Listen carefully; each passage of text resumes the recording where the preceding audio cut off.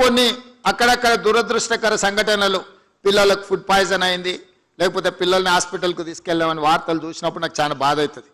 ఎందుకంటే నేను diet charges పెంచిన, కాస్మెటిక్ ఛార్జెస్ పెంచిన, ఇవాళ ఎవరైనా ఎంత ఆగర్భ శ్రీమంతుడైనా తినే సన్నబియ్యం ఇవాళ పేదోళ్ళకి ఇచ్చిన పాఠశాలల పిల్లలకు పెట్టమని నేను చెప్పిన. క్వాలిటీ ఫుడ్ ఇవ్వండి అని చెప్పిన. ప్రతి స్కూల్కు ఒక ప్రభుత్వ అధికారికి బాధ్యత ఇచ్చిన. ఇప్పుడు నేను మా టీచర్లను విజ్ఞప్తి చేస్తున్నా, మీరు కూడా వాళ్ళతో భోజనం చేయండి. వీళ్ళు ఉన్నప్పుడు నేను కూడా వచ్చి వాళ్ళతో భోజనం చేస్తాను.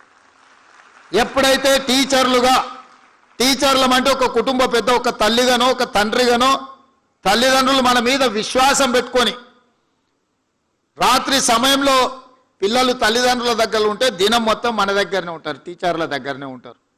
50% పేద పిల్లల బాధ్యత మా టీచర్ల దగ్గరనే ఉన్నది. ఆ సమయంలో వాళ్ళతో పాటు కలిసి, వాళ్ళతో పాటు ఆడి, వాళ్ళతో పాటు భోజనం చేస్తే ఆ పిల్లలకు ఒక విశ్వాసం వస్తుంది.